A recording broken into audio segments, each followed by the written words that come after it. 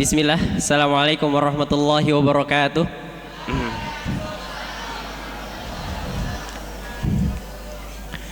Alhamdulillah, wassalatu wassalamu ala rasulillah wa ala alihi wa sahbihi wa mawalah, amma ba'du. Bagaimana kabarnya teman-teman semua? Baik, semoga baik ikhwan maupun yang akhwat sehat semua ya. Amin. Baik, alhamdulillah kita pada pagi menjelang siang ini insya Allah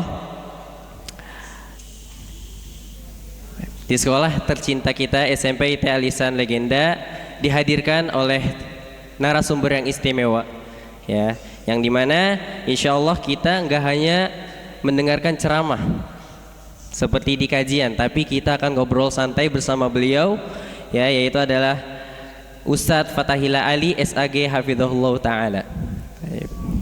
Bagaimana kabarnya Ustadz? Cik, alhamdulillah khair ya. Alhamdulillah. Baik, beliau adalah Ustadz Fathahillah Ali teman-teman, yang insya Allah kita akan belajar bersama beliau tentang tema Ramadan dan remaja ya. Waktu terbaik menjadi diri dalam versi terbaik ya, seperti itu. Tapi mungkin sebelum kita mulai pembahasannya, mungkin ada kata-kata sambutan dari Ustadz Usman terlebih dahulu. Kepada Ustadz Usman, Anda persilahkan.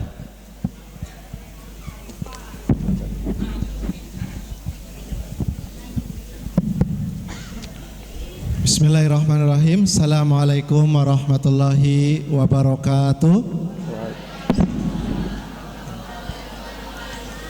Bismillah, alhamdulillah, wassalatu wassalamu ala rasulillah wa ba'du. Pertama-tama yang kita hormati dan kita muliakan bersama Ustadz Fathahillah Ali SAG, yang kami ucapkan beribu terima kasih atas kehadirannya untuk hadir di tempat kami dalam rangka untuk berbagi ilmu dengan kita semuanya, serta anak-anakku semuanya yang solih dan solihah, yang mana pada pagi hari ini di tengah suasana kota yang cukup syahdu ya, di tengah kota Bekasi, hari ini kita sedikit ya untuk duduk di masjid untuk mendapatkan siraman rohani kita, yang mana tentunya dalam rangka untuk mempersiapkan tamu agung yang akan segera menghampiri kita, yaitu bulan Ramadan, yang mana sudah beberapa hari lagi akan datang, sehingga perlu bagi kita semuanya untuk mempersiapkan diri agar kita bisa memaksimalkan bulan Ramadan dengan sebaik-baiknya. Ya, oleh karena itu pada hari ini anak-anakku semuanya, kalian hari ini silakan mengambil sebanyak-banyaknya ilmu, sebanyak-banyaknya manfaat dengan Ustadz Fathahillah yang sudah hadir di tengah kita. Nanti silakan kalau mau bertanya jangan malu-malu ya, jangan sungkan-sungkan, silakan nanti, karena tema kita atau konsepnya hari ini talk show. Mungkin nanti ada pemaparan dari Ustadz Fathahillah, kemudian setelah itu adalah tanya jawab oleh kalian ya. Jadi silakan selamat mengikuti, semuanya fokus, nggak ada yang bercanda ya. Siap anak-anak? Siap ya, nggak ada yang ngobrol ya? Ya baik, mohon diperhatikan dan dijaga adabnya, adab thalabul ilmunya, adab di masjid, sehingga kita diberikan keberkahan oleh Allah, sehingga dapat mendapatkan ilmu yang bermanfaat. Siap ya anak-anak ya? Nggak ada yang ribut ya? Siap? Baik, tidak banyak dari Ustadz agar tidak mengurangi banyak waktu dari pemateri. Sekian, selamat mengikuti jalannya kegiatan kajian pada pagi hari ini. Semoga kita diberikan ilmu yang bermanfaat. Sekian, Assalamualaikum warahmatullahi wabarakatuh. Baik, syukron jazakumullah khairan Ustadz Usman atas sambutannya. Baik, langsung aja. Pertama mungkin biar lebih enjoy lagi, izinkan Ana untuk menyapa Ustaz kembali. Assalamualaikum Ustaz. Waalaikumsalam warahmatullahi. Gimana kabarnya Ustaz? Alhamdulillah khair. Alhamdulillah. Sebelumnya terima kasih Ustaz atas kehadirannya di sekolah kami ini Wa Ustaz. jazakumullah khair. Insyaallah mudah-mudahan Allah senantiasa memberkahi kehidupan Ustaz bersama keluarga. Amin ya Rabb. Amin ya Rabb. Baik Ustaz, terkait tentang tema kita Ustaz, ya itu kan kita Ramadan dan remaja, ya yang dimana ketika kita berbicara tentang Ramadan, ya itu identik dengan satu kata yaitu puasa, betul Ustaz ya? Iya betul. Betul gak teman-teman? Betul ya, baik. Nah, Ramadan itu kan setiap tahunnya selalu datang Ustaz. Sahih. Ya, jadi sebenarnya kenapa sih kita itu harus puasa selama sebulan setahun sekali? Ya, apakah itu hanya rutinitas saja atau ada makna di baliknya Ustaz? Taib. Mungkin biar lebih poinnya itu adalah apa untungnya puasa Ustaz buat kita? Apalagi di bulan Ramadan ini. Ini baru pemulaan pertanyaannya udah berat banget ya. Waduh, anak kira basic Ustaz. Anak kira antum mau nanya dulu, Ustadz puasa itu apa sih, Ramadan itu apa? Tapi udah hikmahnya aja langsung, Masya Allah. Tapi Ustaz diruntutkan aja Ustaz. Iya, nggak apa-apa. Jadi teman-teman sekalian, Insya Allah, ana pertama-tama ucapkan jazakumullah khair buat asatidzah semua, juga teman-teman semua dari sekolah lisan, dan ana sama antum semua nggak beda jauh umurnya ya. Nggak beda jauh. Kalian umurnya berarti berapa sih? Hah? 15, 14? Iya nggak beda jauh, beda 10 tahun doang kita mah, dekat insya Allah. Udah 10 tahun. Antum jangan kira anak tua ya, anak mau Ustadz Farid kayaknya nggak beda jauh, umurnya antum berapa? Anak 30? enggak Ustaz. Oh enggak. Anak masih muda juga ya? Anak sama mereka kayaknya beda 5 tahun ya Ustaz. Beda 5 tahun sama Iya. mereka. Ya anak sama Ustadz Farid beda 5 tahun juga berarti, Insya Allah. Anak masih 25, Ustadz ya, masih muda. Masya Allah, berarti Anda penyambung antara antum dengan Iya, murid-murid Ustaz. nyambung. Pertengahannya. Pertengahannya. Tapi ini jadi kalau dari pertanyaan antum ya, Ramadan itu sebenarnya bukan cuma sekedar rutinitas tahunan doang. Tapi emang yang sedih itu kebanyakan kita ngejadiin Ramadan itu cuma rutinitas tahunan. Itu yang sedih emang. Iya betul. Dan itu yang emang harusnya kita obati. Karena jangankan cuma anak-anak kita, bahkan yang sudah dewasa aja kayak begitu. Mereka tiap tahun ngerasa Ramadan itu rutinitas. Jadi makanya nanti mereka itu seneng ketika ada Ramadan udah mau datang, ketemu Ramadan, selesai dari Ramadan biasa lagi dia. Kemudian nanti dia kembali ke rutinitas dia sebelum Ramadan, yang ngelakuin dosa, bahkan sebagian orang lebih parah lagi kondisinya.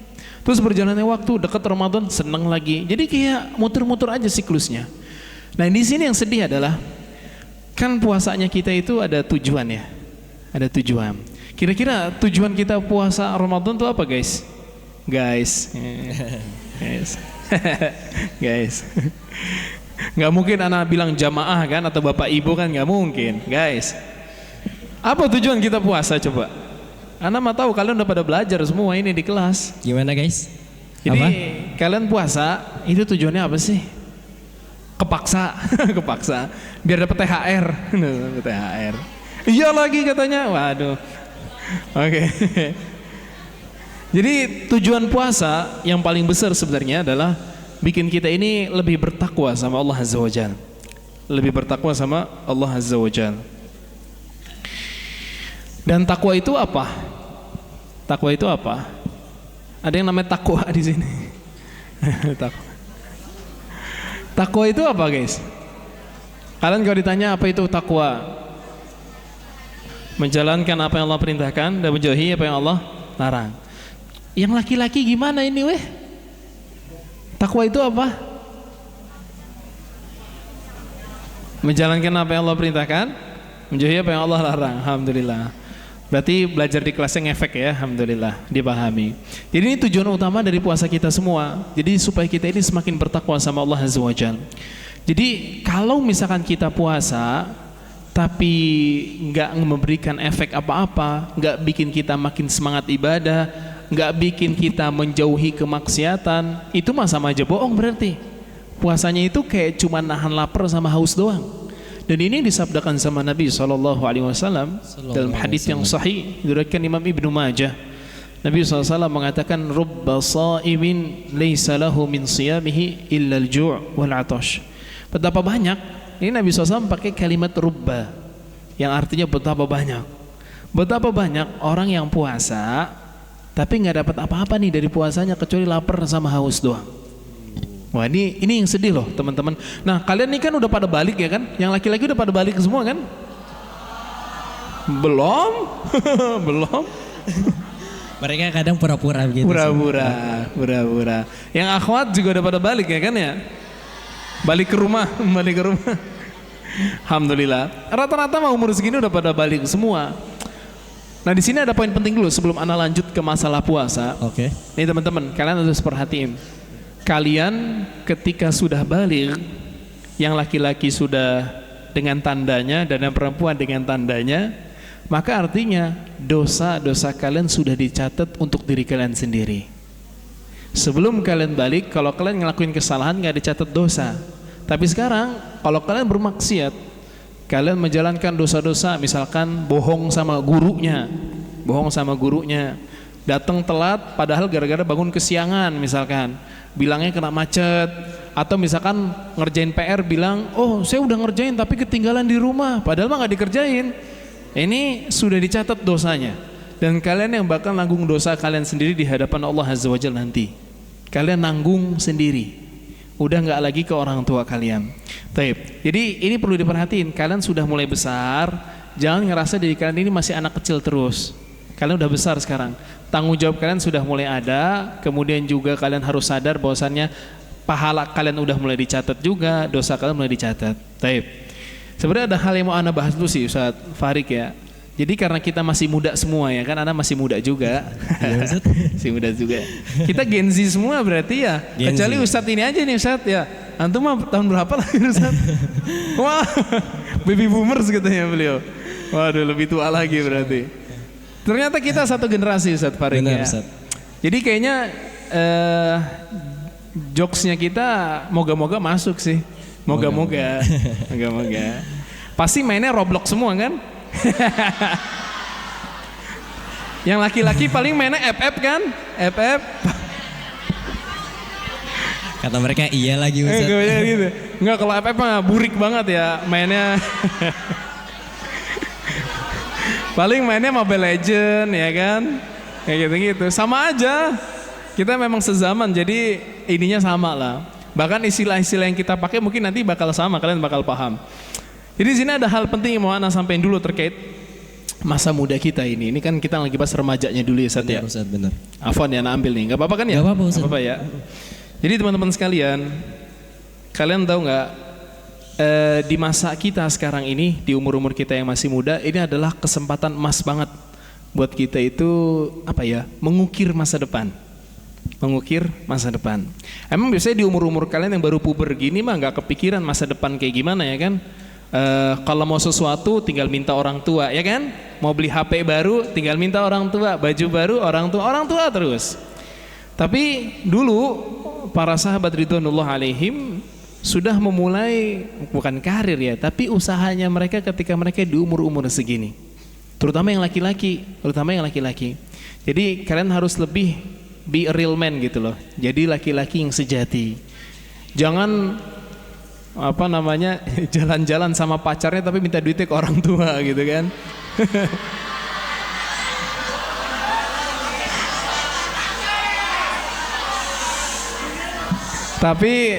tapi pacaran nggak boleh ya. Ini kalian kalau jadi laki-laki sejati ya, anak kasih tahu. Kan? Yang laki-laki. Kalian kalau jadi laki-laki sejati, bukan ngajak dia pacaran, tapi halalkan dia.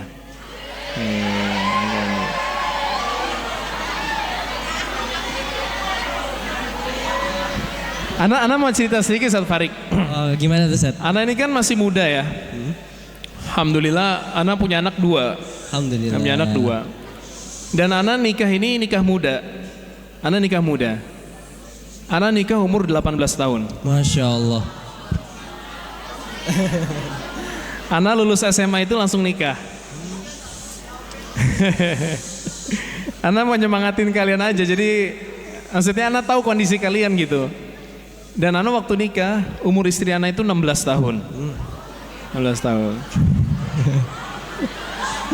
Mudah banget Ustaz. Hah? Mudah banget ya. Iya, mudah banget. Jadi Ana ngasih tahu aja ke kalian. Ana karena merasa Ana laki-laki, Ana tuh merasa kalau misalkan pacaran, ngajak cewek keluar, itu kayak bukan laki-laki gitu. Betul banget. Laki-laki sejati itu datengin ayahnya, bilang saya mau nikahin dia. Oh itu baru laki-laki. Betul banget Ana, itu Ustaz. Ana begitu setuju kan? sama prinsip Iya. antum Ustaz. Dan Ana merasa kayak gitu. Sehingga Ana terapin itu di kehidupan Ana Masya sendiri. Allah. Akhirnya di umur 18, Ana beranikan diri untuk melamar istri Ana yang sekarang. Alhamdulillah dimudahkan sama Allah Azza wa Jalla. Alhamdulillah. Dengan berbagai lika-likunya. Nah, kenapa Ana itu memilih nikah muda? Simple. Hawa nafsu. Syahwat. Syahwat itu sangat menggoda. Laki-laki ngeliat perempuan, perempuan ngeliat laki-laki. Itu pasti bikin kita tertarik lawan jenis. Nah, Ana nggak mau melampiaskan dengan cara yang haram. Ana nggak mau. Sehingga Ana lebih memilih jalan yang halal. Ana keep it halal gitu. Sehingga Ana menikah muda gitu. Tujuannya untuk kayak begitu supaya benar gitu. Masya Allah. Dan alhamdulillah hasil dari menikah muda itu Ana lebih fokus belajar. Lebih fokus belajar. Ana bisa kuliah sampai selesai, alhamdulillah. Kemudian lanjut kegiatan seperti sekarang, itu semua karena alhamdulillah nikah muda gitu. Alhamdulillah. Jadi lebih fokus, nggak kayak orang-orang masih kepikiran, wah itu ceweknya cantik banget gitu ya. Yang perempuan, ih ganteng banget dia gitu. Itu udah nggak kepikiran, udah cukup. Sekarang udah punya yang halal kayak gitu. Nah kita mau itu cuman selingan aja, selingan aja. Nah, jadi karena kita masih muda, jadi ini momen kita ini apa ya?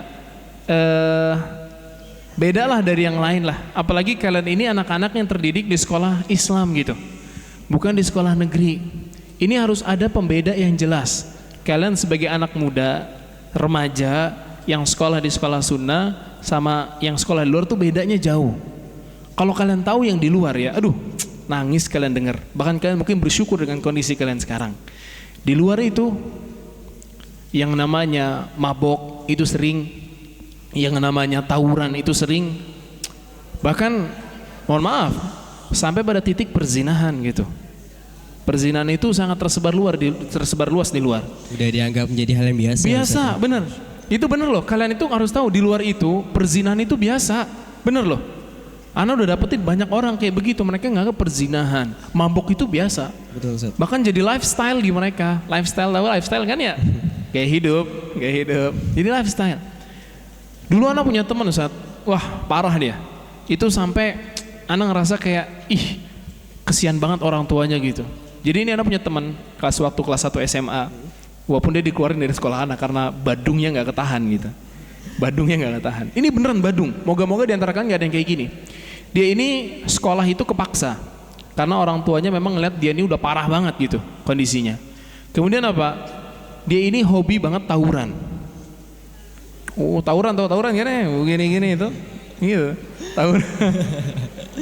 Dia hobi banget, mohon maaf ya, mabok. Jadi di umur 16 sudah minum khamr. Masya Allah. Dan dia hobi banget berzina. Bener, karena dia itu kalau di kelas ceritanya yang buruk-buruk mulu. Sampai anak itu deket dia tuh kayak, ih ini orang gila apa gimana gitu. Sampai suatu ketika ini dia ketangkep basah sama polisi pas mau tawuran. Ditangkep bawa samurai. Waduh, bawa samurai bawa pedang katana itu. Ya polisi kan mau nggak mau yang megang senjata dia salah gitu. Ditangkap dia di penjara. Kurang lebih di penjaranya 2 bulan kalau nggak salah. 2 bulan di penjara sebagai hukuman aja dari polisinya. Itu subhanallah ya, bukannya taubat, bukannya berubah, sadar kalau itu salah, malah makin jadi dia. Dia ngebentak orang tuanya. Bahkan tahu nggak apa? Ketika puasa Ramadan, itu dia dengan santainya minum coba. Itu di depan Ana waktu itu minum es siang-siang bulan Ramadan. Ana bilang ini mah bukan mokel lagi nih mah. Mokel tau kan mokel ya? Mokel ya. Sama bukan budim lagi, ini mah benar-benar jelas buka puasanya. Benar-benar. Tapi itu karena kerusakan. Nah kalian harus tahu di luar sana banyak orang-orang model kayak gini. Kalian bisa sekolah di sekolah Islam, terdidik dengan manhaj salaf. Allah, itu nikmat banget, nikmat banget. Gak semua orang bisa dapat nikmat kalian ini. Gak semua orang bisa dapat nikmat kalian ini. Makanya ada sebuah hadis, Ustaz. Ini sebagai kemuliaan ya buat kalian kita semua yang masih muda dan bisa tumbuh dengan ketaatan kayak gini. Nabi SAW mengatakan dalam hadis yang sahih, diriwayatkan Imam Bukhari, Imam Muslim, dari Abu Hurairah radhiyallahu anhu, sab'atun yudhilluhumullahu fi dhilli yauma la dhilla illa dhilluh. Ada 7 golongan orang yang bakal dapat naungan Allah pada hari tiada naungan kecuali naungannya Allah Azza wa Jalla. Maksud naungan itu apa? Jadi gini, nanti kita di hari kiamat itu akan dibangkitkan sama Allah. Kalian udah belajar rukun iman yang beriman kepada hari kiamat, rukun iman ke berapa? Astaghfirullahaladzim. Rukun ke berapa? Rukun iman ke berapa? 5 apa 6? Guru akidahnya siapa ini? Berapa ini beriman kepada hari akhir? 5. Kok ada yang 6 juga ngomongnya? Gimana? Yakin 5 ya? Yakin ya? Yakin. Alhamdulillah. Yaudah kalau gitu benar ya yang kelima ya. Jangan salah, jangan salah. Rukun iman itu ada berapa guys?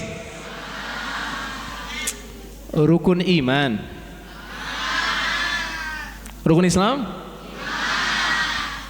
Serius? Ayo. Ulangin pertanyaannya ya. Rukun Islam ada berapa? Rukun iman? Yakin? Benar ya? Nggak mau diganti nih? Nggak, alhamdulillah. Berarti masih lurus. Sepakat masih lurus, ya? masih lurus. Masih sadar. Karena Anda sering tanya ini, kadang ada yang keliru ini, ada yang keliru. Taib. Jadi nanti pas hari kiamat kita bakal dibangkitin sama Allah Azza wa Jalla. Kemudian matahari akan didekatkan dengan jarak 1 mil. Walaupun makna mil ini ada khilaf di antara para ulama. Ada yang mengatakan mil maksudnya jarak 1 mil. Ada yang mengatakan mil itu alat untuk bercelak. Ukurannya kurang lebih segini. Mil namanya dalam bahasa Arab. Ala kulli hal intinya matahari deketin gitu ya. Jaraknya deket banget. Nah, kan itu manusia dipanas itu kena matahari. Nah, tapi ada 7 golongan orang yang gak kena sinar mataharinya. Subhanallah. Di antara yang disebut sama Nabi SAW adalah syabun nasya'a fi ibadatillah. Seorang pemuda yang tumbuh di dalam ketaatan kepada Allah Azza wa Jalla. Masya Allah. Ini beda loh. Kalian enggak? Kenapa kok bisa-bisanya pemuda dimasukin dalam kategori ini? Ternyata kata para ulama, anak muda itu, remaja kayak kita itu gampang banget ngelakuin kemaksiatan. Karena rasa ingin tahunya tinggi. Betul. Ana yakin kalian semua kayak begitu. Rasa ingin tahunya tinggi. FOMO-nya ada. Tahu FOMO kan ya? Apa FOMO? Hah? Ketinggalan apa? Ketinggalan kereta. Iya, fear of missing out ya. Takut ketinggalan tren. Kadang di umur-umur kita sekarang, Ana dulu ngerasain. Ketika ngeliat teman-teman yang Ana lihat kayak keren gitu, wih, kok gaulnya keren gitu ya, anak-anaknya keren gitu. Ada kan kayak gitu, kalian ngerasain gak sih? Di teman-teman kalian itu ada yang kita lihat tuh kayak keren banget orang-orang. Skena gitu. Iya, skena. Kalau skena mah stylenya, ini wibawanya gitu. Oh gitu. Iya, wibawanya keren gitu. Ih, pengen deh masuk circle-nya dia gitu kan. Akhirnya karena muncul rasa FOMO ini, akhirnya kita ikut sama mereka. Padahal yang dilakuin sama orang-orang ini yang kita anggap keren, itu menyelisih syariat semua. Wah, itu banyak. Misalkan di circle mereka itu yang namanya bolos di kelas itu sering. Kadang kita ngerasa, ih keren banget mereka ya, sering bolos di kelas gitu, keren. Atau kadang pacaran di circle mereka itu biasa gitu. Itu kadang kita ngerasa kayak, ih keren banget ya bisa kayak begitu. Tapi itu semua nggak baik. Itu semua nggak baik. Karena takaran baik atau enggak itu adalah yang sesuai dengan syariat, bukan yang menyelisihi syariat. Itu yang harus kita tanamin dari sekarang nih, mumpung masih muda.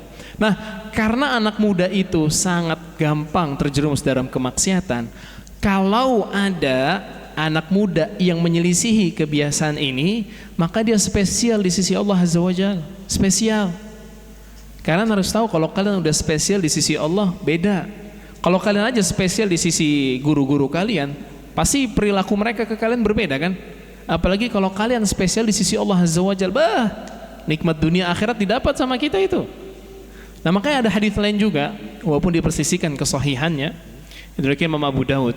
Nabi SAW mengatakan, Inna rabbakum la ya'jubu min syabin laysa lahu sobwah. Allah itu takjub sama anak muda yang enggak punya sifat sobwah. Sobwah. Apa itu sebuah Ustaz? Sobwah itu apa? Antum tahu enggak? Enggak tahu Ustaz. Enggak tahu. Beliau pura-pura enggak tahu. Ini masyaallah. Sobwah itu artinya kenakalan. Kenakalan remaja. Sobwatun. Kenakalan remaja. Jadi Allah Azza wa Jalla tuh tahu kalau kita anak-anak muda itu gampang banget nakalnya. Gampang banget mencoba hal yang baru.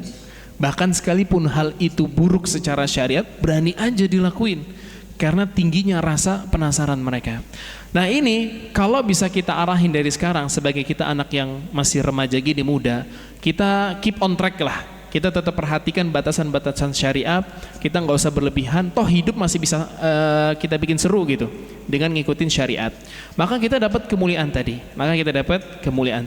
Nah, karena kita mau dekat bulan Ramadan, maka disinilah momen paling pas untuk menjadikan diri kita pribadi yang lebih baik. Ini momen paling pas.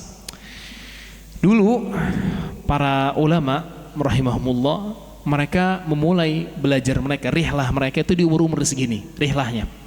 Karena syarat mereka untuk rihlah, jadi dulu para ulama itu kalau mau rihlah, artinya keluar dari kotanya, mereka harus hafal Quran dulu 30 juz. Baru mereka bisa jalan keluar dan mereka harus duduk dulu di guru-guru mereka yang di negeri mereka. Baru mereka keluar. Nah rata-rata mereka baru kuat tuh di umur-umur segini, 15 tahun, 16 tahun, 17 tahun. Baru mereka belajar sebagaimana dulu Imam Bukhari. Imam Bukhari baru keluar dari Bukhara di umur beliau 16 tahun kurang lebih. Tapi di umur beliau yang 16 tahun karya tulisnya udah fenomenal. Contoh lain Imam Syafi'i, imam kita semua. Imam Syafi'i imam besar. Beliau udah hafal Quran dari umur belum 10 tahun, baru 9 tahun atau 7 tahun. Udah hafal Quran 30 juz. Kemudian beliau hafalannya sangat kuat. Makanya pernah Imam Syafi'i hadir di majelis Imam Malik rahimahullah, tapi qadarullah beliau waktu itu nggak punya kertas sama alat tulis. Nah di majelis Imam Malik, kalau ada orang duduk di majelisnya nggak bawa alat tulis, diusir. Imam Malik bencinya luar biasa. Kalau anak nggak, tenang aja. Kalau anak nggak ya, kalian nggak ada ini nggak masalah. Tapi kalau Imam Malik diusir. Jadi kalau ada nih yang diem aja cuma ngeliatin, dibuang dari majelisnya, nggak boleh hadir lagi. Nah ini waktu itu Imam Syafi'i duduk di depan. Udah duduk di depan nggak bawa kertas. Ditanya sama Imam Malik, Fulan, mana alat tulis ente? Kata dia, saya nggak punya kertas, tapi saya nyatet dari tadi. Jadi Imam Syafi'i ternyata nyatetnya itu bil hawa, fil alal hawa. Jadi beliau masukin jarinya ke mulut, kemudian nyoret-nyoret di tangannya. Dan ini luar biasanya hafalan beliau. Beliau hafal semua yang disampaikan Imam Malik dalam satu majelis itu. Padahal nggak ada yang tertulis sama sekali. Masya Allah. Ini kuatnya hafalan mereka. Dan mereka udah latih itu dari mereka masih muda. Kemudian, ini ada kisah kedua lagi. Ini kisah Imam Bukhari rahimahullah. Imam Bukhari itu termasuk imam yang disebut sebagai Jabalul Hifadz. Orang yang punya hafalan kayak gunung, hafalannya kuat banget. Bahkan Imam Bukhari, kalau misalkan beliau baca buku, itu bagian sampingnya ditutup begini. Jadi kalau beliau baca buku sebenarnya ditutup begini. Tujuannya apa? Kalau beliau sekali ngelirik hafal satu halaman itu. Subhanallah. Sekali ngelirik hafal. Jadi kalau beliau baca buku selalu ditutup yang sebelah, karena khawatir hafal yang sebelahnya juga. Itu Imam Bukhari rahimahullah. Sampai ada kisah paling menakjubkan tentang hafalan beliau. Itu kisah di mana beliau datang ke Baghdad. Kemudian dites hafalannya sama penduduk Baghdad itu. Ini penduduk Baghdad yang ngetes pun ulama, bukan sembarang orang. Mereka menyiapkan sekitar 40 hadis dan disiapkan 4 orang yang bakal ngelempar hadis ini ke Imam Bukhari. Di setiap 10 hadis, hadis ke-10, 20, 30 dan 40, mereka tukar sanadnya. Nah, di sini zaman itu, kalau seorang imam hadis mengetahui kalau itu bukan hadis dia, dia sadar ini bukan hadis dia, maka udah menunjukkan kekuatan hafalan dia. Itu udah sebatas itu udah dibilang top marko top. Jadi ketika didikte dia nggak keikut gitu. Nah waktu itu Imam Bukhari dites, dibacakanlah hadis dari nomor 1 sampai 9. Imam Bukhari bilang ya itu hadis saya, itu hadis saya, itu hadis saya. Ketika nyampe di hadis ke-10, Imam Bukhari bilang saya nggak tahu itu hadis siapa. Lanjut ke hadis 11 sampai 19, Imam Bukhari bilang ya saya tahu hadis itu semua. Ketika sampai di 20, beliau bilang saya nggak tahu. Ketika nyampe terus dari 20 sampai 29, Imam Bukhari bilang saya nggak tahu. Ketika nyampe di 30, Imam Bukhari bilang saya nggak tahu. Kemudian lanjut lagi sampai 40 kayak begitu. Di 40 juga saya Imam Bukhari bilang, saya nggak tahu, itu bukan hadis saya. Akhirnya dari situ ulama Baghdad bilang, wah ini udah top markotop ini. Dia didikte tapi nggak keikut. Ini udah nunjukin kekuatan hafalan beliau. Tapi ternyata yang bikin takjub semua orang di situ, bahkan sampai orang-orang awamnya dan para ulamanya adalah Imam Bukhari menghafal sanad yang rusak tadi sekali dengar. Jadi ketika mereka mau selesai dari pertanyaan itu, Imam Bukhari bilang, tar dulu. Adapun hadis kalian yang tadi kalian sebut, hadisnya sanadnya begini. Yang saya tahu sanadnya itu begini. Itu sekali dengar Imam Bukhari langsung hafal. Ini kekuatan hafalan Imam Bukhari rahimahullah. Dan itu semua dilatih ketika mereka masih muda semuanya. Dilatih ketika mereka masih muda semua. Jadi makanya teman-teman sekalian, ini Ramadan semakin dekat di hadapan kita. Maka sekarang kita perlu mempersiapkan diri dan memaknai Ramadan ini sebagai turning point. Asik, turning point. Jadi titik perubahan menjadi pribadi yang lebih baik. Walaupun kita masih muda nih guys, Ana kasih tahu ya. Ana tahu, Ana pernah di posisi kalian. Ana tuh dulu ketika di umur kalian tuh merasa kayak kalau nggak ngikutin tren anak muda, itu kayak gimana gitu loh. Kayak gue culun banget gitu loh bahasanya gitu. Kayak culun banget sih gue. Nggak ngikutin style begini, nggak ngikutin update kegiatan kayak gini atau yang lagi viral tuh kayak merasa culun banget. Itu merasa culun gitu. Tapi ternyata itu adalah pemikiran yang keliru. Itu pemikiran yang keliru. Itu salah kayak gitu, cara berpikir kayak gitu. Ternyata walaupun kita nggak ngikutin tren, kita nggak ngikutin apa yang lagi viral di tengah-tengah kita, nggak bikin kita jelek juga kok. Bahkan kalau kita jadi anak muda yang taat, nih kalian yang laki-laki rajin ke masjid. Kalian rajin ke masjid nggak ya? Nah, di rumah sholat ke masjid nggak? Sholatnya di rumah apa di masjid? Kalau sholatnya di rumah, pakai jilbab sama rok ke sebelah ya. Yang perempuan juga pakai hijab panjang di zaman ini kan berat ya kan, apalagi di umur kalian sekarang. Orang pasti sinis ngeliat kalian ya kan. Ini apa ini? Ini apa ini? Itu berat. Tapi kita styling dengan batasan syariat itu tetap keren, dan ditambah dapat pahala lagi di sisi Allah Azza Wajalla.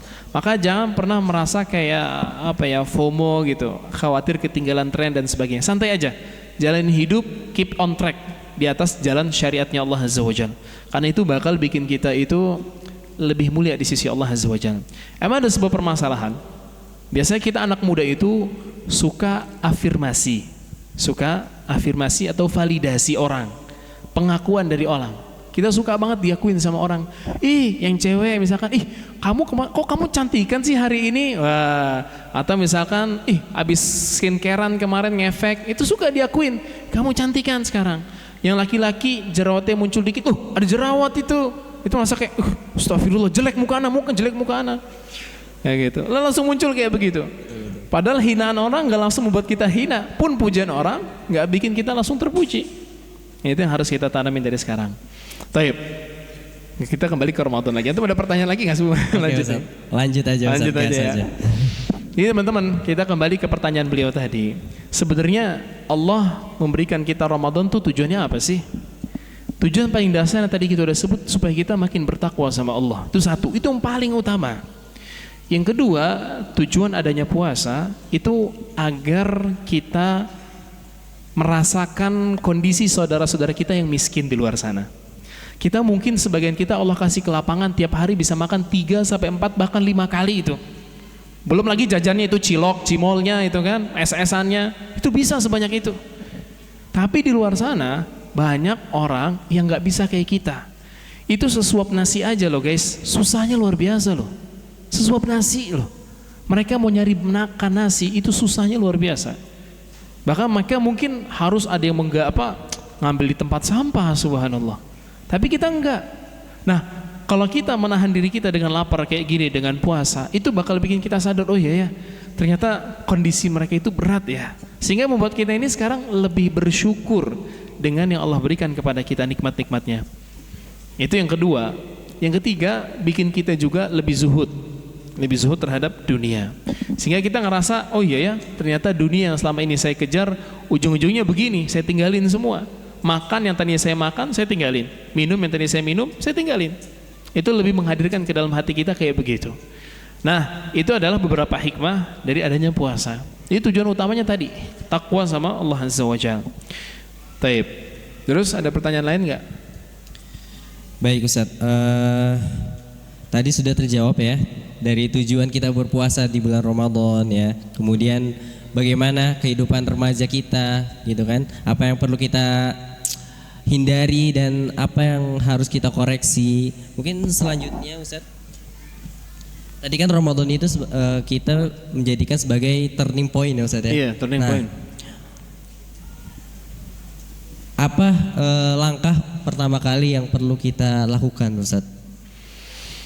Untuk menjadikan Ramadan kali ini turning point ya. Betul Ustadz. Kalian harus tahu langkah pertama biar kita bisa menjadikan Ramadan kali ini itu titik perubahan nih menjadi diri yang lebih baik adalah mendasari bulan Ramadan dengan keilmuan. Mendasari bulan Ramadan dengan keilmuan. Seperti mengilmui kemuliaan bulan Ramadan. Ini kalian kalau ditanya, apa kemuliaan bulan Ramadan? Apa kemuliaan bulan Ramadan? Apa? Apa kemuliaannya? Kayak udah diajarin belum di kelas ini? Belum? Kayaknya Sudah sampai lah. bab puasa Udah. kan? Puasa Ramadan tuh rukun Islam keberapa guys? 5? Berapa? 2. Astagfirullahaladzim. Ayolah guys. 3. Ini ada Ustadz Farhan di depan. Beliau yang ngajarin. Betul. Berapa itu? Antum diajarin sama beliau puasa Ramadan itu rukun Islam keberapa? Yang akhwat, puasa Ramadan rukun Islam keberapa? Kok ada yang bilang 4 juga, ada yang bilang 3? Waduh, gimana Sepakatnya nih? berapa nih? 3, 4 apa 5? Ini 3, ini yakin 3? Aduh. Oke, kita urutin aja ya, biar kita sadar benar atau salah. Rukun Islam pertama apa? Kedua, ketiga. Ayo, gimana? Ayo.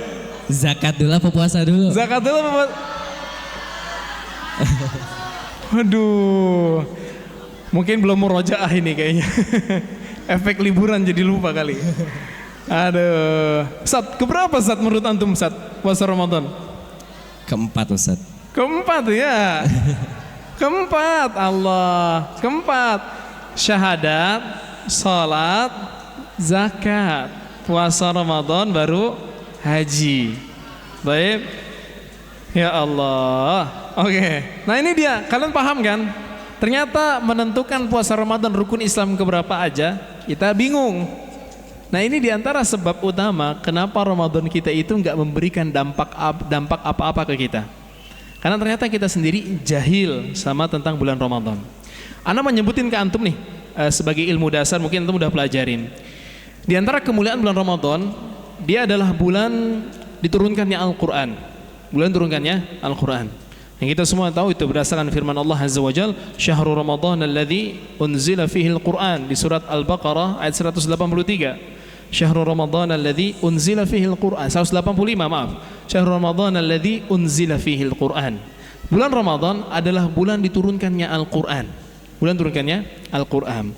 Dengan segala khilaf di antara para ulama tentang makna ayat ini, tapi maksudnya adalah berarti bulan Ramadan adalah bulannya Al-Quran, di mana kita sangat-sangat ditekankan dan sangat dianjurkan untuk menghidupkan bulan Ramadan dengan memperbanyak bacaan Quran.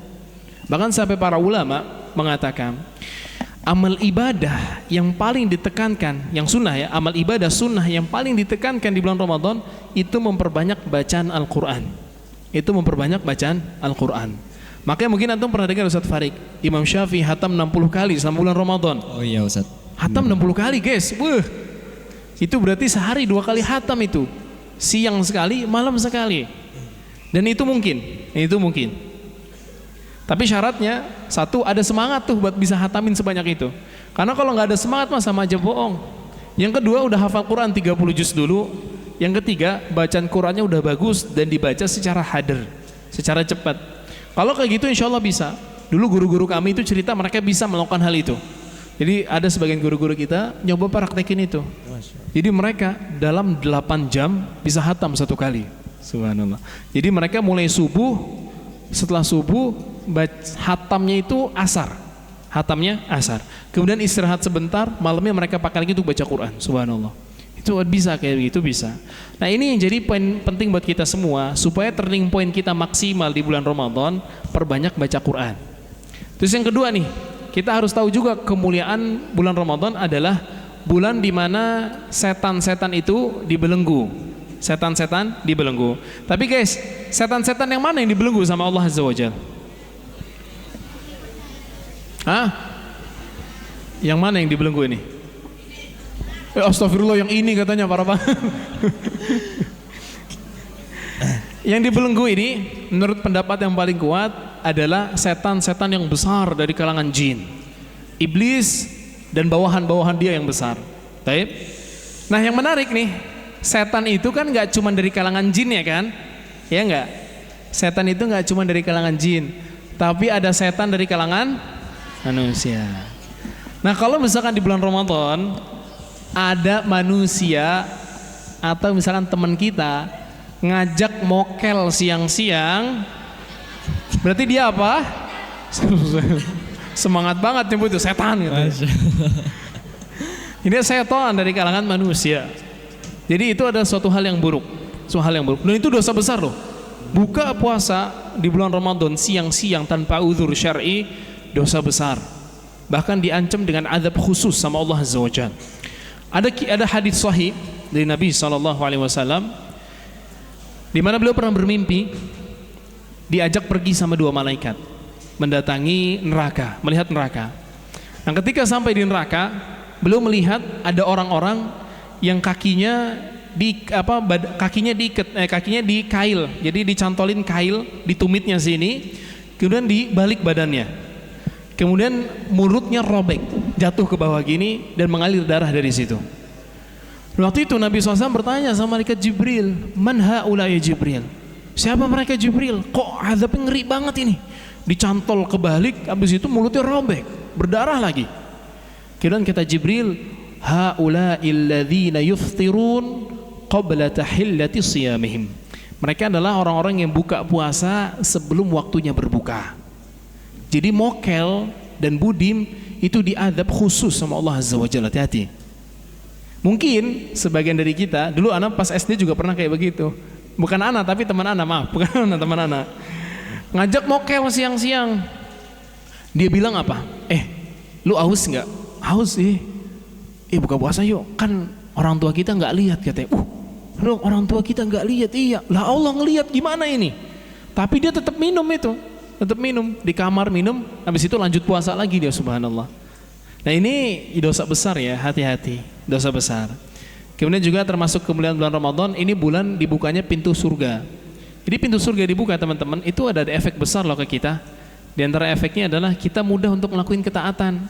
Mungkin kalian di luar bulan Ramadan jarang banget ngebantu orang tua misalkan. Ketika bulan Ramadan, semangat bantuin kan ya. Pas buka puasa bantuin nyiapin sirupnya, gorengannya, makan beratnya, Masya Allah. Tapi di luar bulan Ramadan bantuin orang tua nggak ya? Bantuin, yakin? Bantuin? Yang akhwat bantuin ya? Alhamdulillah. Yang laki-laki, waduh boro-boro bantuin, bikin susah biasanya ini.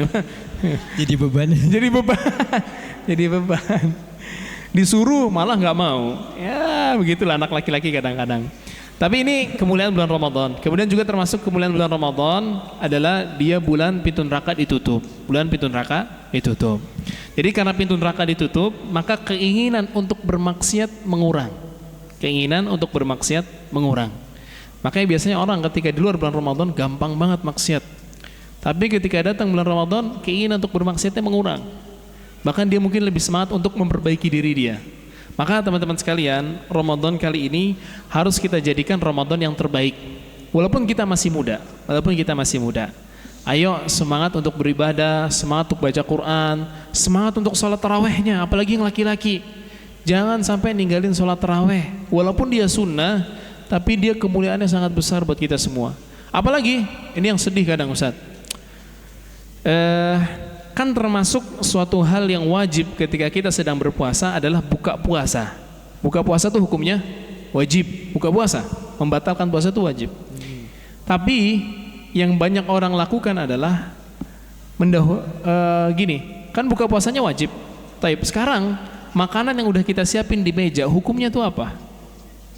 Gorengan tuh, es buah, es cendol, es teh, es jeruk, nasi bakar, nasi goreng itu. Hukumnya apa? Hah? Hukumnya apa? Wajib? Wajib. Wajib harus ada gorengan. Wajib. Ustaz. Wajib makan gorengan dulu. Itu hukumnya mubah ya guys. Hukumnya mubah. Yang wajibnya itu cuman ketika ngebatalin aja. Dan ngebatalin itu bisa sebatas dengan air putih, itu udah membatalkan puasa kita. Dan itu yang wajib selesai. Sisanya hukumnya mubah. Sisanya hukumnya mubah. Nah kebanyakan kita ketika puasa, ya mungkin karena kebodohan lah ya, banyak orang ketika puasa lebih mendahulukan yang mubah daripada yang wajib, terutama yang laki-laki. Sholat berjamaah buat kita hukumnya apa? Wajib kan ya? Taib, kalau kalian dihadapin sholat berjamaah yang wajib dengan makan gorengan dengan sambal kacangnya yang mubah itu, mana yang kalian dahuluin? Gorengan. Gorengan. Enggak, yang harus kita doain itu sholat dulu. Itu kita harus tahu, sholat dulu yang diutamain. Karena sholat itu wajib, sedangkan makanan itu mubah. Dan gak usah khawatir, itu gorengan gak akan kemana-mana kok, tenang aja. Itu es buah juga gak akan hilang dari sisi kita. Makanan beratnya pun tetap akan ada di hadapan kita, gak akan hilang dia. Kita pergi masih ada insya Allah, selama gak rebutan sama yang lain gitu. Jadi tetap aman. Ini jadi pembahasan penting, kita harus perhatiin masalah itu supaya kita nggak salah gitu dalam menyikapi hal-hal di bulan Ramadan. Kemudian, tadi pertanyaan antum apa sih? Jadi lupa Ana. Udah kan ya? Udah, apa namanya? Turning point kita. Oh iya, turning point. Nah, ini sama nih, poin penting. Jadi bulan Ramadan adalah bulan maghfirah, ampunannya Allah Azza wa Jalla. Nah, disinilah jadi poin pembahasan kita. Kalian tahu nggak? Ada dua sebab besar orang setiap Ramadan, atau ada dua sebab besar orang gagal menjadikan Ramadannya itu spesial. Ramadan ini nggak berkesan. Ada dua sebab besar. Sebab pertama adalah kurangnya persiapan sebelum masuk bulan Ramadan. Kurangnya persiapan sebelum masuk bulan Ramadan. Biasanya orang, kan Ramadan itu kita puasa, betul kan ya? Nah biasanya di hari pertama bulan Ramadan, banyak orang yang baru jam 7 pagi udah nanya kapan buka puasa gitu kan. Apalagi biasanya nih kalau hari pertama suka ada yang salah, baru jam 9 pagi udah buka kulkas gitu kan. Udah buka kulkas. Nah itu semua ya nggak masalah kalau buka kulkas lama nggak dimakan. Tapi kadang pagi-pagi tuh udah ada yang ngeluh kapan buka puasa. Aduh lapar banget. Ini jam segini biasanya udah mulai lemes badan. Udah nanya Allah buka puasa kapan. Itu sebab utamanya kurang persiapan sebelum puasa. Jadi dia sebelum Ramadan belum melatih dirinya untuk banyak berpuasa. Sehingga ketika ketemu puasa di bulan Ramadan itu berat banget buat dia, berat banget. Makanya kita semua nih selama di bulan Sya'ban, maka jadikan bulan Sya'ban ini bulan persiapan. Supaya Ramadan kita ini spesial dan bisa menjadi titik atau turning point buat kita semua, ayo persiapannya dimaksimalin. Ini masih ada 9 hari lagi ya. Kurang lebih 9 sampai 10 hari sebelum Ramadan datang. Maka kita siapin yuk, perbanyak puasa sunnahnya.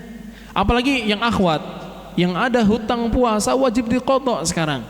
Wajib diqadha. Kalau kalian nggak qadha, kalian berdosa. Kalau kalian nggak diqadha, kalian berdosa. Ini sering dilalaikan sama para akhwat. Jadi gara-gara dia nyantai untuk mengqadha, akhirnya sampai ketemu Ramadan lagi belum diqadha juga itu puasa. Itu dosa, itu dosa. Taib.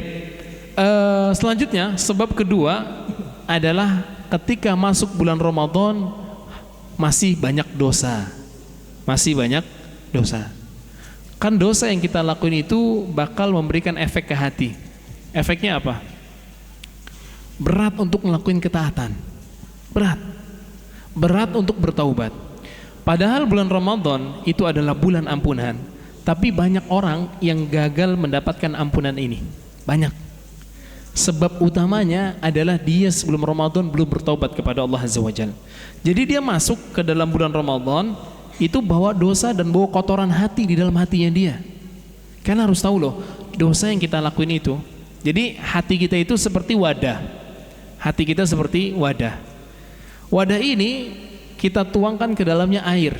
Tapi air ini bermacam-macam. Ada yang bening kayak gini, yang murni-murni gini, itu adalah amal ketaatan. Tapi ada juga comberan dan kotoran-kotoran dituangkan ke wadah itu. Dan itulah dosa dan kemaksiatan yang kita lakuin. Kalau kebanyakan comberan yang kita tuang ke wadah ini gimana? Wadah ini jadi bersih atau enggak? Kotor, jijik. Itu gambaran hati kita. Kalau sebelum Ramadan kita kebanyakan ngeluarin comberan ke dalam hati kita, dosa-dosa dan kemaksiatan, maka wadah ini bakal kotor. Nah, kita perlu membersihkan wadah ini. Dan satu-satunya cara membersihkan wadah adalah dengan bertaubat kepada Allah Azza wa Jalla. Satu-satunya cara agar hati ini bersih lagi, taubat kembali kepada Allah Azza wa Jalla. Nah, tapi taubat kita baru dinyatakan taubat yang nasuha, yang diterima sama Allah kalau memenuhi 4 syarat. Kalau memenuhi 4 syarat. Syarat yang pertama, menyesal. Nyesal dari ngelakuin dosa itu. Yang kedua, bertekad tidak mengulangi lagi dosa itu.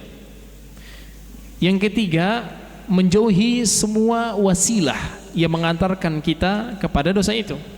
Menjauhi semua wasilah yang mengantarkan kita kepada dosa itu. Dan yang keempat, kalau berkaitan dengan hak manusia dikembalikan. Dan kalau berkaitan dengan hak manusia dikembalikan. Contoh, kalian pernah betak pensil teman kalian misalkan.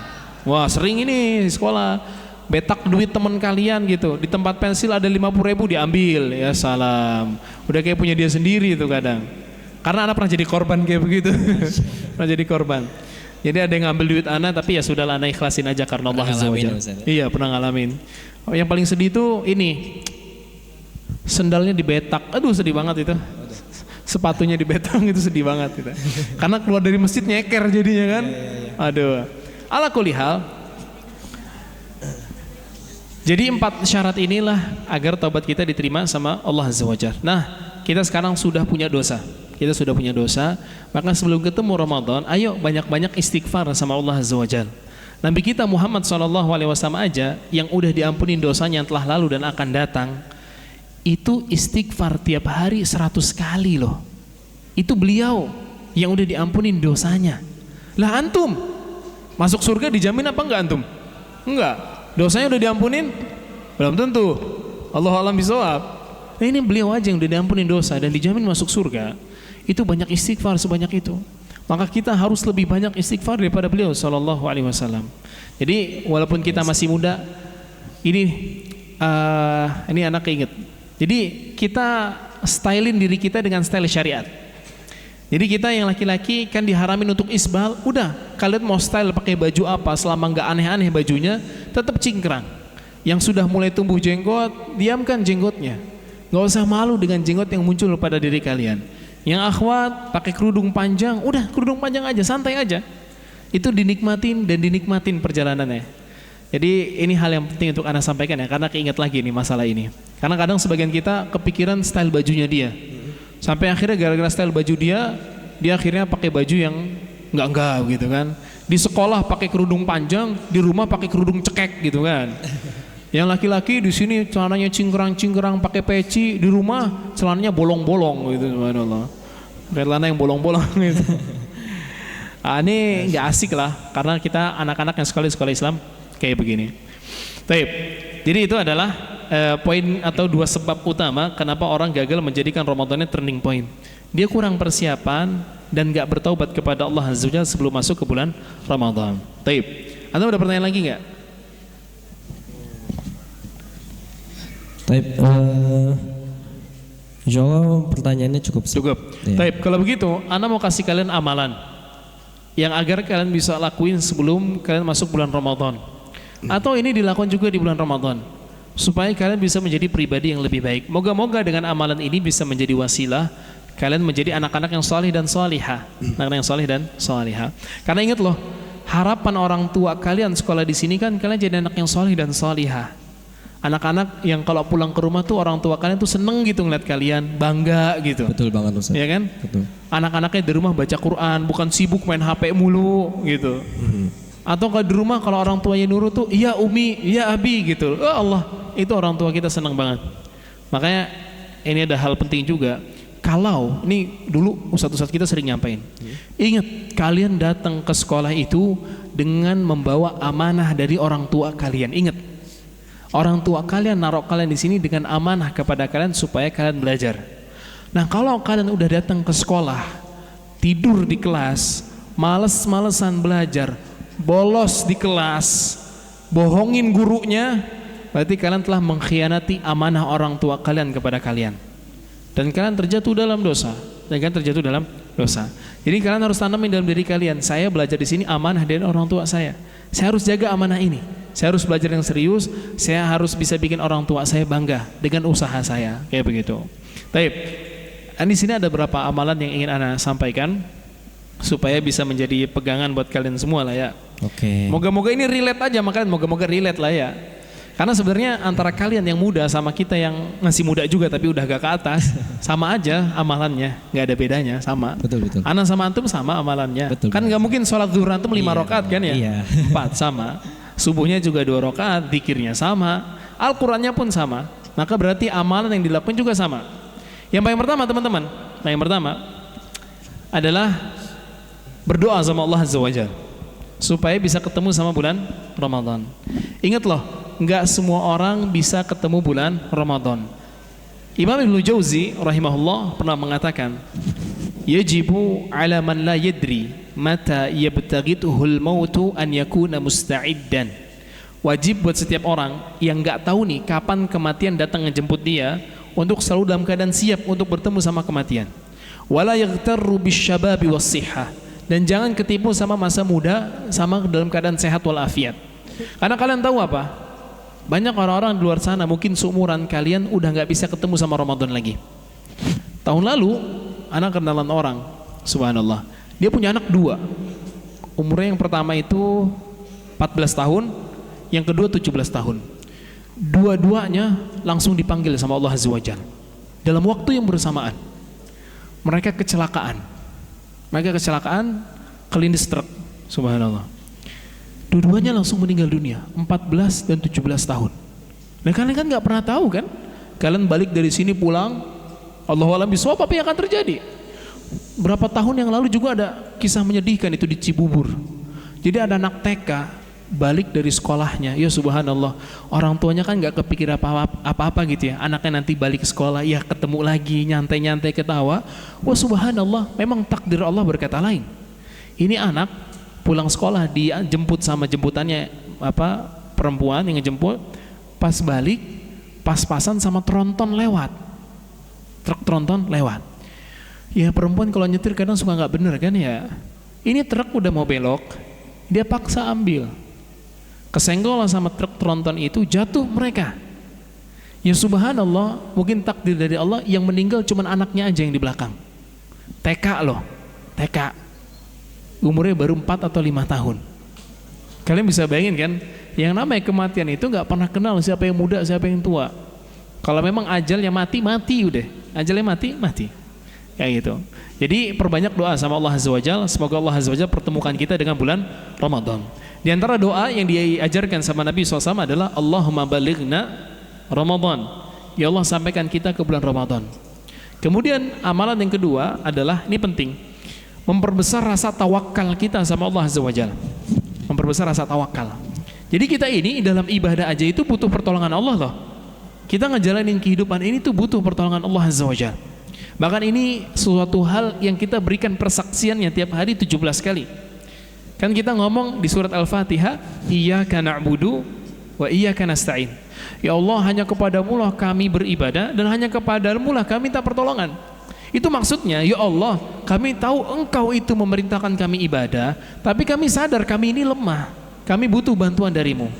Maka tolong berikan kami kekuatan untuk bisa beribadah maksimal kepadamu. Maka di antara doa juga yang dianjurkan sama Nabi kita SAW untuk dibaca di setiap penghujung sholat adalah Allahumma a'inni ala dzikrika wa syukrika wa husni ibadatik. Itu doa minta apa sih guys? Minta apa sih itu doa? Itu doa minta apa sih? Siapa yang tahu artinya? Nggak ada hadiahnya sih, jadi kurang semangat mereka nih. Coba ada hadiahnya. Nah lupa bawa hadiah juga tadi, qadarullah. Tapi coba kalau ada yang tahu nanti Ustadz kasih hadiah. Ustadz Farid kasih hadiah. Yang ini ada. Apa artinya? Allahumma a'inni ala dzikrika. wa syukrika wa husni ibadatik. Gak ada ya ikhwan ya akhwat? Gak ada. Oh, mereka sedang sibuk dengan konsumsi. Masya Allah. Baik, sepertinya lupa mereka Ustaz. Iya, nggak apa-apa. Wajar. Manusia begitu emang sering lupa. Baik. Jadi yang kedua adalah membesar. Ada. Mana? Siapa? Ya, tunjuk-tunjukan itu maka selesai kalau tunjuk-tunjukan. Gak gentle gitu mah. Iya. Taib Ustaz. Oke. Oke, yang kedua jadi memperbesar rasa tawakal kita kepada Allah Azza wa Jalla. Kita minta tolong sama Allah supaya bisa menjadikan Ramadan ini spesial buat kita, maksimal dalam beribadah. Kemudian yang ketiga adalah memahami tadi fikih Ramadan. Kan kalian udah belajar fikih Ramadan tuh. Kalian udah belajar pembatal-pembatalnya. Maka jangan sampai kalian melakukan pembatal-pembatal itu. Masya Allah. Jangan sampai kalian melakukan pembatal-pembatal itu.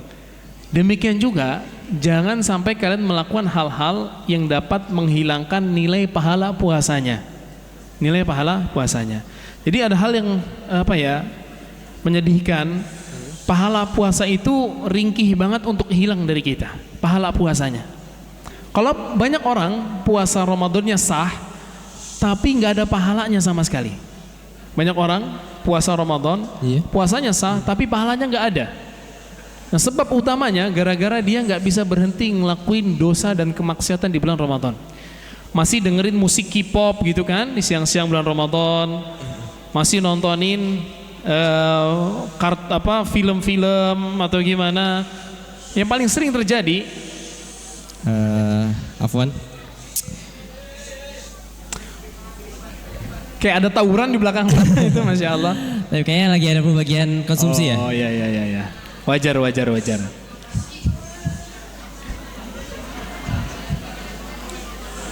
Tapi mungkin ya, remaja, boleh Ustaz remaja. Istirahat dulu 5 menit mungkin Ustaz. 1 sampai 3 menit lah Ustaz. Buat antum minum juga Ustaz, silakan. Ayo dibagi-bagi jusnya.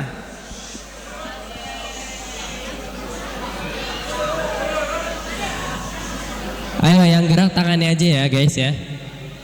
Mulutnya coba diredam dulu ya, nggak usah terlalu ramai gitu. Masya Allah. Beda banget ya laki-laki sama perempuan ya. Iya, seperti itu lah Ustaz.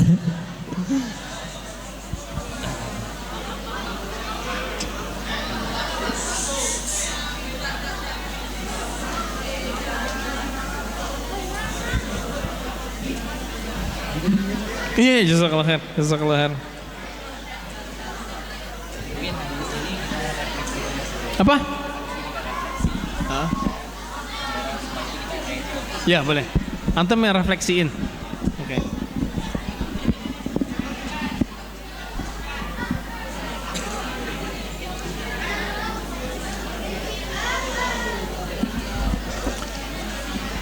Udah selesai? Udah dapat yang akhwat, udah dapat jusnya semua? Yang ikhwan? Belum 2 ente. Yang sudah dapat digeser ya. Yang sudah dapat digeser. Jangan ngambil 2, woi, ambilnya 1 aja.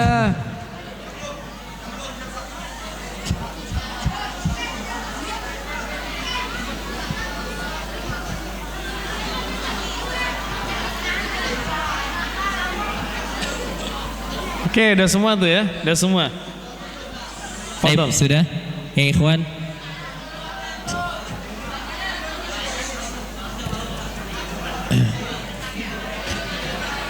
Tapi mungkin yang megang plastik, Akhdan, udah cukup, duduk.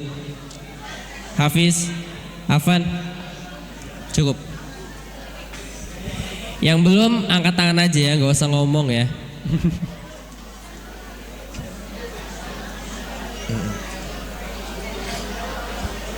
Baik, alhamdulillah sudah ya. Nah, yang akhwat juga sudah. Baik, kita lanjutkan kembali teman-teman ya. Oke.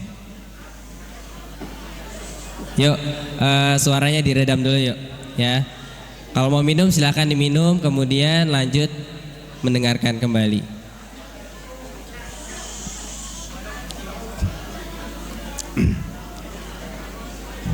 Baik, oke Ustadz, ya. Tadi sudah sampai ke poin yang ketiga ya Ustadz ya. 3. Tadi boleh sekali lagi lanjutkan kembali Ustadz poin yang ketiga itu Ustadz. Oke, teman-teman udah semua dapat ya? Alhamdulillah. Fokus lagi. dikit lagi. Yang ketiga itu adalah memahami fikih tentang bulan Ramadan. Jadi kalian pelajarin tuh hal-hal yang disunahkan ketika sedang berpuasa, hal-hal yang dimakruhkan ketika sedang berpuasa, hal-hal yang dibolehkan, kemudian juga mempelajari hal-hal yang dapat merusak nilai pahala puasa kita. Itu semua bakal bikin kita itu bisa menjadikan Ramadan itu sebagai titik buat kita bisa berubah. Ilmu kita terkait bulan Ramadan itu akan sangat membantu. Makanya yang menyedihkan adalah kita ternyata tiap tahun seperti tadi kita ada singgung di awal-awal, kita ternyata jadikan Ramadan itu cuma euforia tahunan doang. Artinya suatu hal yang rutinitas doang gitu. Sudah nggak bernilai ibadah lagi. Bahkan kadang sebagian kita ya mungkin yang masih muda, jujur aja ya, anak nanya nih, kalian lebih bahagia datangnya bulan Ramadan atau nampaknya hilal THR kalian? THR dong, THR, jujur aja udah THR pasti kan? Ayo jujur. Pasti THR lebih dinantikan kan daripada puasanya. Nah itu masalah kita semua, emang masih muda begitu. Apalagi tapi makin besar makin berkurang THR-nya ya. Makin besar makin berkurang. Ini kalau udah kita yang ngeluarin duit sekarang. Betul, ya. Ngeluarin duit, Masya Allah. Jadi kita hiasin diri kita dengan ilmu. Kemudian yang selanjutnya adalah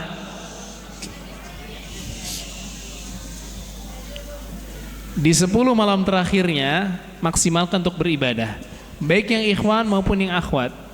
Karena di 10 malam terakhir ada malam Lailatul Qadar. Kalian yang ikhwan dan akhwat bisa beriktikaf selama yang akhwat nggak sedang haid, yang ikhwan nggak sedang kenapa-napa ya, ikhwan mah nggak ada uzurnya. Nggak ada datang. Kalau mungkin sakit lah ya, mungkin sakit. Datang ke masjid iktikaf, ibadah sama Allah Azza wa Jalla, berdoa, berzikir di situ. Dengerin ya, ketika nanti lagi puasa, jangan kebanyakan main Roblox sama ML ya. Roblox sama ML. Sama juga jangan dengerin lagu ya, jangan dengerin lagu. Lagu aja nih di luar bulan Ramadan haram, di bulan Ramadan lebih haram lagi itu. Kalian tuh harus tahu, dengerin lagu di bulan Ramadan itu dapat menghilangkan pahala puasa kalian loh. Waduh, rugi kalian. Karena banyak anak-anak mah kayak begitu tuh, suka dengerin lagu di bulan Ramadan. Akhirnya di siang hari bulan Ramadan bukannya baca Quran, malah dengerin lagu di pojokan di rumah main HP begini sambil pakai headset. Ternyata sambil dengerin lagu. Ya Allah, rugi kalian, rugi. Nggak dapat pahala sama sekali di situ. Jadi di 10 malam terakhir itikaf, perbanyak amal ibadah di situ. Dan kalau kalian bisa ketemu sama Lailatul Qadar, itu nikmat yang luar biasa. Nikmat yang luar biasa. Yang terakhir adalah lihat diri kalian setelah Ramadan berlalu. Lihat diri kalian setelah Ramadan berlalu. Kalau di bulan Ramadan kalian semangat beribadah, di luar Ramadan males-malesan, maka itu artinya kalian gagal menjadikan diri kalian lebih baik. Kalian gagal menjadikan diri kalian lebih baik. Karena penentu Ramadan kita itu berhasil memberikan efek kepada kita atau enggak adalah setelahnya. Setelahnya, bukan di Ramadan ya, setelahnya. Kalau setelahnya tetap istiqomah, maka itu tanda Ramadan yang diterima. Dan tanda dia sudah menjadi pribadi yang lebih baik. Dia sudah menjadi versi diri dia yang lebih baik lagi daripada sebelumnya. Itu dilihat di situ. Maka sebagai closing, kalau tahun lalu kita belum bisa maksimal, maka tahun ini jadikan Ramadan kali ini lebih spesial lagi. lebih spesial, lebih maksimal. Kalau tahun lalu kita masih banyak kurangnya, kita belum bisa hatam Al-Quran, maka tahun ini harus bisa minimal 1 kali. Kalau tahun lalu masih malas-malasan, tahun ini jangan. Kita semangat untuk beribadah di bulan Ramadan. Baik, mungkin itu yang bisa Ana sampaikan ya Ustaz Farid ya. Mohon maaf kalau ada tutur kata yang keliru. Baik, mungkin kita sharing aja sekarang ya. Iya, Ustaz, sharing ya. benar, Ustaz. Biar antum gak bosen. Pokoknya pertanyaan antum saneh apapun insya Allah Ana jawab. Saneh apapun. Baik. Ya, karena Ana pernah ditanya pertanyaan yang aneh-aneh sama anak SMP. Fadol aja lah. Baik, syukron Ustaz Fatahil Ali, jazakumullah khairan atas materi yang sudah disampaikan ya. Masya Allah, ini sangat bermanfaat banget guys buat kita guys. Apalagi ya ini bekal banget buat kita untuk menghadapi bulan Ramadan yang akan datang insya Allah. Insya Allah pekan depan ya teman-teman ya. Baik. Insya Allah. Baik, kita sekarang refleksi dulu ya. Kita refleksi dulu sambil diminum aja, santai aja. Yang penting jangan ramai ya. Yang penting jangan ramai. Baik. Tadi alhamdulillah Ustadz sudah menjelaskan tentang tujuan kita berpuasa. Sebenarnya kita puasa itu untuk apa ya? Apakah puasa bulan Ramadan itu hanya rutinitas semata? Nah, coba mungkin Ustadz Usman ada ini hadiah gak? Ya. Baik, mungkin saya tunjuk ya, saya tunjuk. Tadi yang dijelaskan oleh Ustadz salah satunya atau salah satu dari tujuan puasa yang telah dijelaskan tadi. Ayo, ada yang tahu gak? Dari Ikhwan dulu. Oke, yang pojok siapa namanya? Siapa? Ziyad. Taib. Apa Ziyad?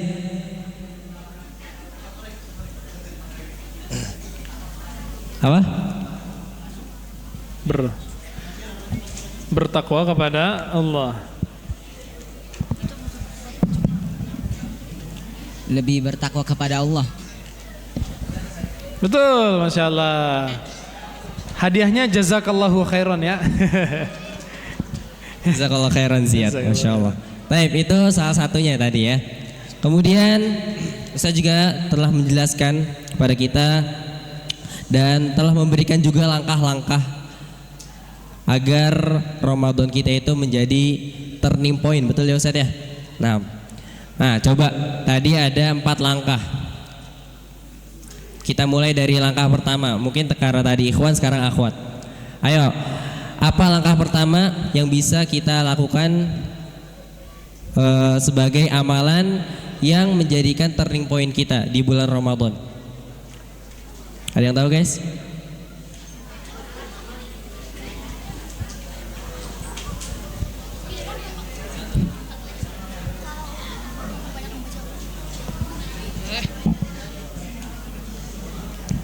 Dengan mendasari dengan keimanan.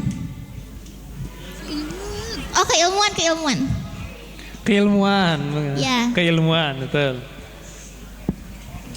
Baik, syukran jazakillah khairan. Ya, tadi akhwat sudah ya bahwa hal yang pertama yang perlu kita lakukan ketika untuk menyambut bulan Ramadan adalah mendasari diri kita dengan keilmuan ya tentang fikih-fikih di bulan Ramadannya. Nih, jangan lupa yang ikhwan ataupun yang akhwat juga ya. Coba buka-buka lagi bukunya. Mungkin yang kelas 3 sudah belajar tentang fikih puasa di bulan Ramadan, dibuka lagi, di murojaah lagi ya. Jadi murojaahnya jangan hanya ketika hendak ujian aja. Ya, tapi kita amalkan. Ya, kita berusaha amalkan. Baik, adapun yang kelas 7 bisa bertanya nanti. Ya, kalau belum belajar, belum masuk ke bab puasa di bulan Ramadan bisa bertanya kepada gurunya, bertanya kepada ustadz-ustadznya. Baik, itu langkah pertama. Kemudian apalagi guys? Langkah selanjutnya. Ada yang tahu gak? Yang ikhwan. Baik. Memperbanyak baca Al-Quran. Memperbanyak baca Al-Quran.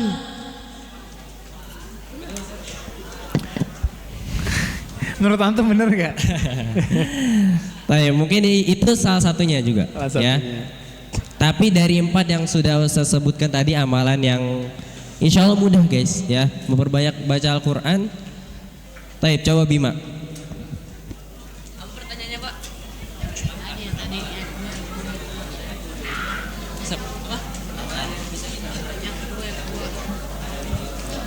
Memperbesar rasa tawakal kepada Allah. Hasan.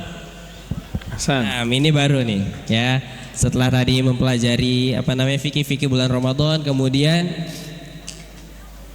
membesarkan ketawakalan kita juga ya untuk bulan Ramadan.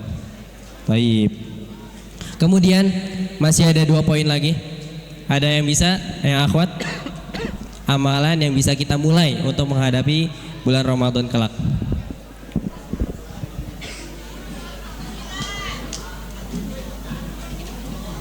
Memahami fikih tentang Ramadan. Dah. Oh, udah. Selain itu. Menjadikan bulan Syaban sebagai persiapan bulan Ramadan. Ahsan. Insyaallah. Nah, jazakillah khairan ya. Jadi salah satunya juga yaitu adalah latihan guys, ya. Latihan. Ya di mana? Ya di bulan ini. Ya sekarang itu bulan apa? Baik. Bulan Hijriyahnya Sya'ban, ya bulan Sya'ban. Ya. Maka kita perbanyak latihan di bulan Sya'ban ini, guys. Masa bilang Januari katanya, parah banget ya. Nih coba, Ana ada satu pertanyaan. Ya coba kalau ini bisa jawab, mungkin dapat hadiah dari Ana. Wih. Dapat hadiah. Satu pertanyaan, dia rebutan. Umroh hadiahnya umroh. Aduh. Kapan puasa Ramadan? Saya sebentar. 1, 2, 3. Bener ternyata. Ya guys, perhatikan. Ya bulan kita puasa Ramadan itu pada tanggal 1 Ramadan. Ya, bukan tanggal 19 Februari. Ya itu mah tahun kelahiran Ustadz, bukan. Ya atau tanggal berapa Januari lah gitu, bukan ya, tapi tanggal 1 bulan Ramadan. Baik, nanti Deza insyaallah dapat hadiah.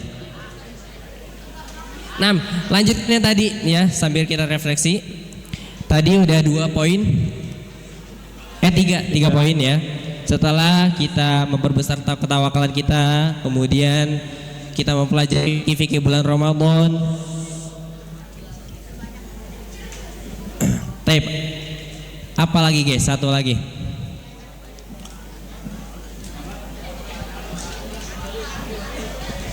Perbanyak bertaubat kepada Allah. Oke. Iya, memperbanyak tobat kepada Allah. Wih, insyaallah. Betul ya? Nah, barakallahu fikum. Taib. Nah, insyaallah refleksinya cukup ya. Kita masuk ke sesi tanya jawab. Baik, mungkin Ustaz, Oke, tafadhol diminum dulu Ustaz. Ya? Diminum dulu Ustaz. Kenapa? Insyaallah. Afwan. Fadal. Baik, oke guys, perhatikan ya. Sekarang kita masuk ke sesi tanya jawab. Nanti teknisnya kalian angkat tangan dulu ya. Atau lebih nyaman angkat tangan atau pakai kertas Ustaz?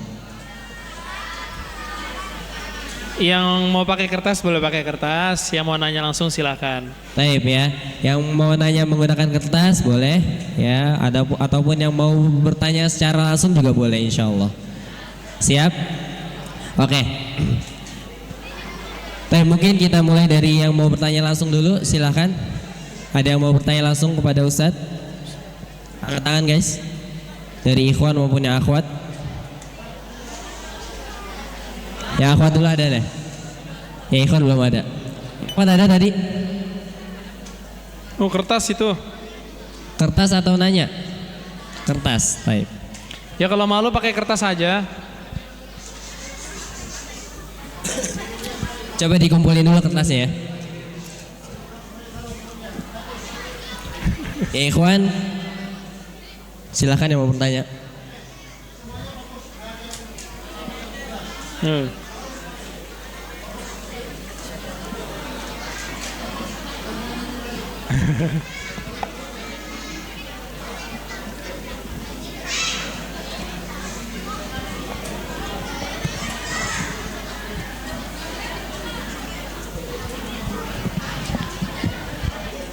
Baik Ustaz, ini ada pertanyaan dari teman akhwat kita Ustaz. Ustadz, kenapa setiap menjelang bulan Ramadan banyak orang meninggal? Kenapa Allah enggak beri jenazah itu kesempatan untuk mendapatkan pahala, kan biar masuk surga?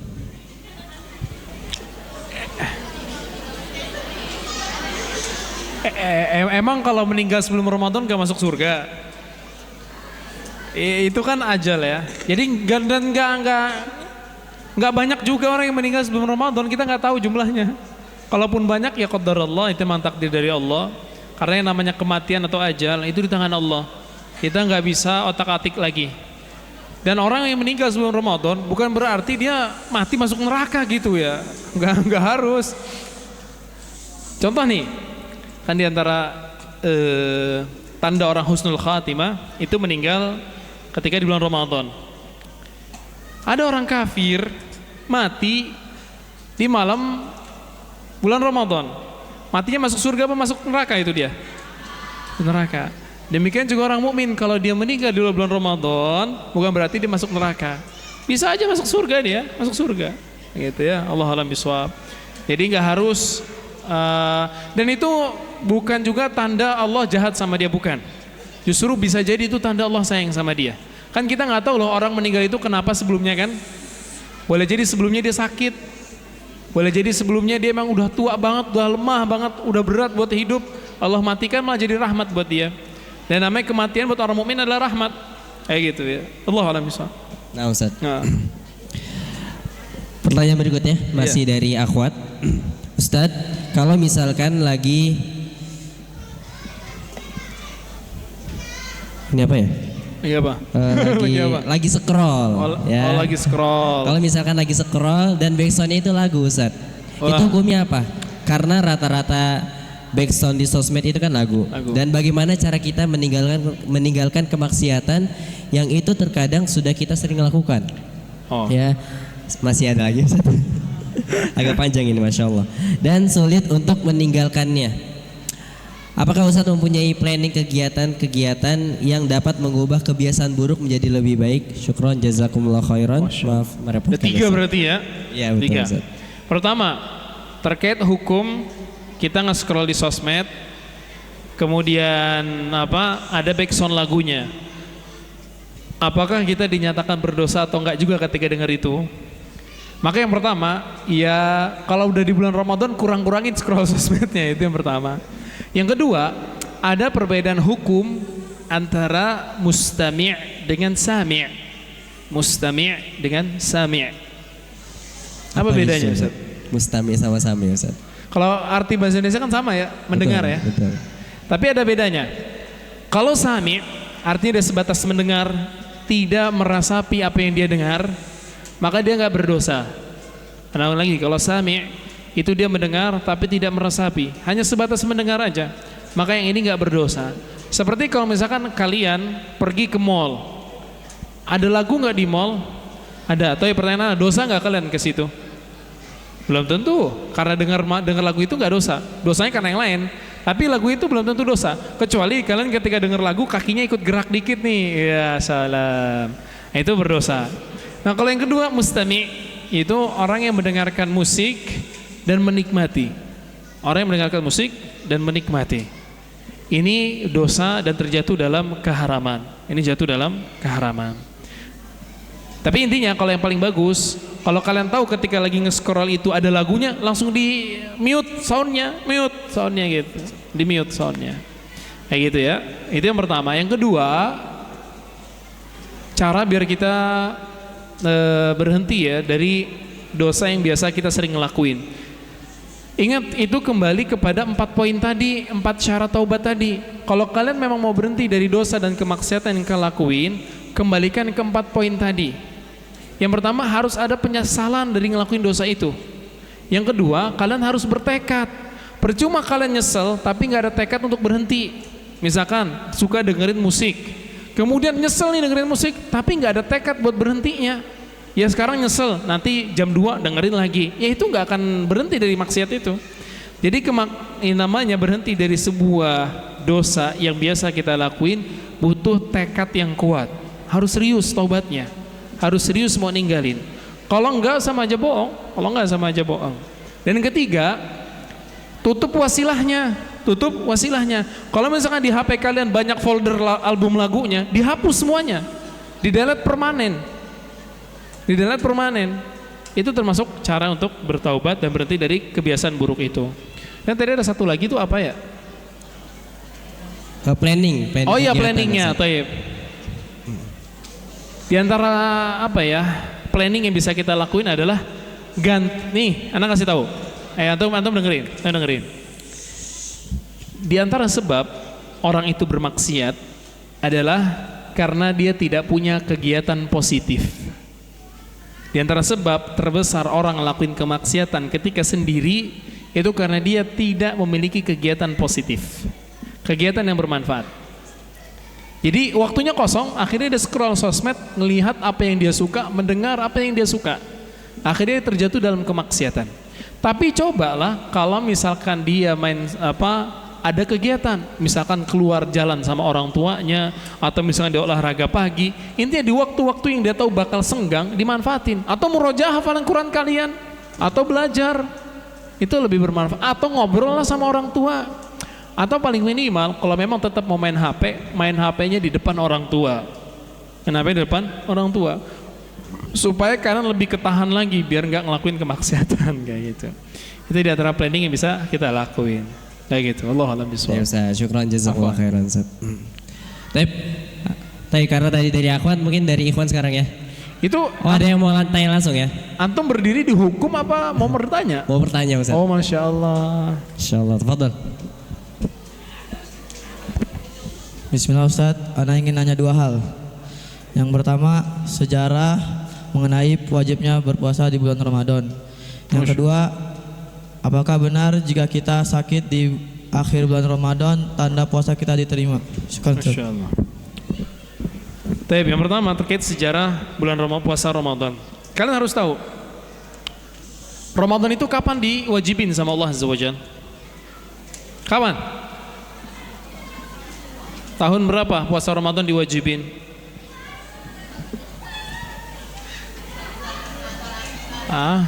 Oke. Tahun kedua Hijriyah ya.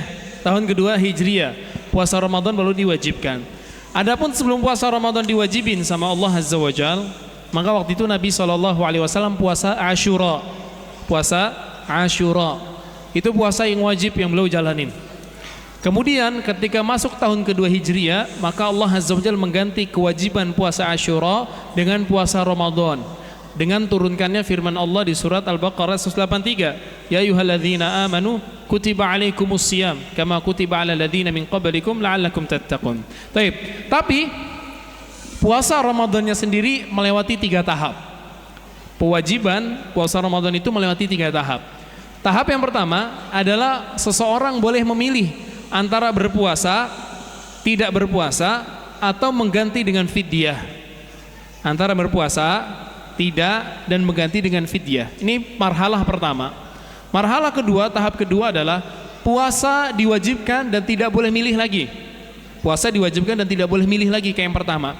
Dan ditambah, seseorang boleh makan cuman antara maghrib sampai isya. Antara maghrib sama isya. Kalau orang ketiduran di antara maghrib sampai isya, kemudian baru bangun setelah isya, dia udah nggak boleh makan lagi, haram. Jadi kesempatan untuk makan dan minum cuma antara maghrib sama isya. Kemudian naiklah ke tingkatan terakhir yang sekarang kita jalanin. Jadi puasa itu dimulai dari fajar terbit dan berakhir dengan matahari terbenam. Ketika sudah malam hari kita bebas makan dan minum. Oke? Itu sejarahnya puasa Ramadan. Paham ya? Kemudian yang kedua, apakah kalau misalnya kita sakit di akhir Ramadan itu tanda puasa Ramadan kita diterima? Di akhir Ramadan. Jadi Ramadannya belum selesai sakit. Allahu a'lam bishawab. Enggak tahu nah, belum tentu. Bisa jadi iya, bisa jadi enggak. Semuanya menentukan adalah kegiatan kita selama 1 bulan itu. Kalau selama 1 bulan itu ngelakuin ketaatan sama Allah dan keluarnya tetap istiqomah, insya Allah diterima. Tapi dia sakit, kemudian selesai dari Ramadan dia enggak istiqomah, ya enggak diterima berarti. Tadi Anda udah sebut tanda puasa Ramadan kita diterima setelahnya.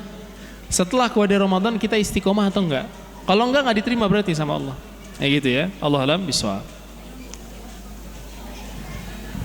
Tadi masih ada satu lagi ya. Fadhal.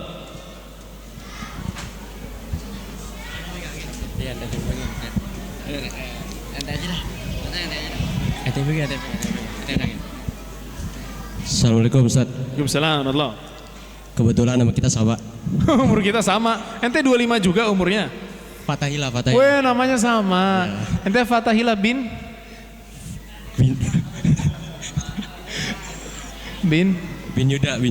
Yuda. Ana bin Ali. Baik, beda berarti kita. Oke. Jadi gini Ustaz. Anak ketika sedang belajar itu sering terlintas sebuah pertanyaan Ustaz mengenai pelajaran yang sedang dipelajari. Pertanyaan yang terlintas itu dikarenakan materi yang disampaikan itu menurut anak gak masuk logika Ustaz. Contoh? Gak masuk logika.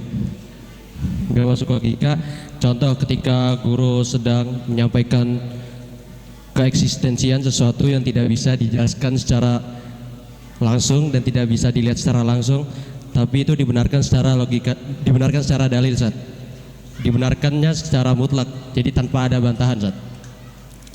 Nah, di satu sisi anak itu punya pemikiran secara berasional Ustaz, yaitu pemikiran yang mengedepankan bukti nyata yang bisa dijelaskan secara kevalidasiannya secara langsung Ustaz. Pertanyaannya, dalam Islam boleh nggak Ustaz pikiran berasional itu dipakai dalam memikirkan sesuatu yang ada di Islam itu sendiri Ustaz? Pertama, menyatakan sebuah hal itu eksistensinya baru bisa dinyatakan secara rasional itu salah secara syariat. Oke? Jadi, Anda kasih contoh. Antum angin, tahu angin? Bagaimana antum mengetahui keberadaan angin? Hah? Antum lihat angin? Enggak kan? Itulah yang dimaksud dengan rasional sesuai dengan syariat. Jadi kita menetapkan suatu hal yang gak bisa kita lihat berdasarkan dalil. Dan itu tugas kita sebagai seorang yang beriman. Apa yang disampaikan Allah dan Rasulnya dalam Al-Quran, maka kita benarkan secara mutlak. Betul antum bilang, secara mutlak. Nggak usah ditanya-tanya lagi. Karena itu adalah sifat orang yang beriman. Alladzina yu'minuna bil ghaibi. Mereka adalah orang yang mengimani hal-hal yang gaib. Dan hal yang gaib itu hal yang gak rasional. Antum tahu jin? Pernah lihat? Antum yakin adanya jin? Yakin? Kenapa? Dibenarkan secara dalil. Itu dia. Jadi karena dalil berbicara tentang hal itu, maka tugas kita menerima. Dan fungsi akal bukan menjadi hakim terhadap dalil. Bukan. Dia tugasnya tunduk sama dalil.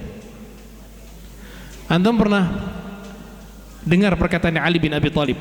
Beliau mengatakan, "Lau kana ad-dinu bil aqli lakana mashu asfal al-khuffi aula min a'la." Kalau agama ini akal, antum tahu permasalahan al-mashu alal khuffain? Mengusap atas kaki. Belum diajarin? Belum diajarin antum? Kayaknya begini. Belum ya? Ini wudu, mengusap terus kaki usap atasnya. ketika apa namanya? Ketika antum pakai kaos kaki itu.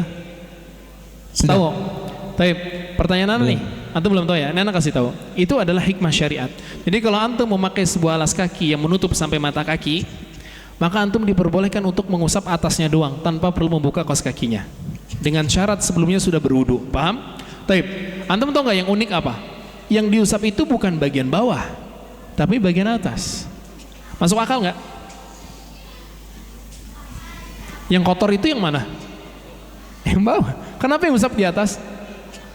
Karena akal ini tunduk sama dalil. Nabi SAW mencontohkannya begitu. Tugas kita sami'na wa ta'na. Paham? Oke. Terus, apakah memang di dalam Islam diperbolehkan mengungkapkan sesuatu itu secara rasional? Kalau rasional itu berkesesuaian dengan dalil, boleh-boleh aja. Rasional itu sesuai dengan dalil, maka boleh aja. Tapi kalau bertentangan dengan dalil, ya maka ditolak. Paham ya? Jadi antum jangan memutlakan kebenaran itu datang dari akal, enggak kayak begitu. Karena kalau kebenaran itu datangnya cuma dari akal, semuanya jadi monyet. Semua jadi monyet. Akal ana sama akal antum sama enggak? Cara berpikir kita sama enggak? Beda kan? Antum bisa bayangin ada miliaran manusia dengan cara berpikir yang berbeda-beda. Kalau pembenaran itu akal, berarti semua berantakan. Karena mereka bakal punya standar kebaikan masing-masing. Paham ya? Allah alam yashawab. Baik Ustaz, syukran jazakallahu khairan Ustaz. Ya, alhamdulillah. Pertanyaannya banyak sekali Ustaz. Gas Ustaz. Ya, Masya Allah, fadal. Waduh, banyak banget ini. Baik, yang sedang menulis pertanyaan coba ditahan dulu. Barangkali pertanyaan kalian sama seperti yang ditanyakan oleh teman kalian. Ya, jadi dengarkan terlebih dahulu ya. Ya. Baik. Tapi kalaupun belum ada, boleh. Apa pertanyaannya? Yang terakhir. Taib, Afwan, mungkin karena keterbatasan waktu kita ya, qadarullah, kita ambil satu pertanyaan terakhir kembali ya, satu pertanyaan terakhir ya. Jadi insya Allah setelah ini kita akan selesai. Taib.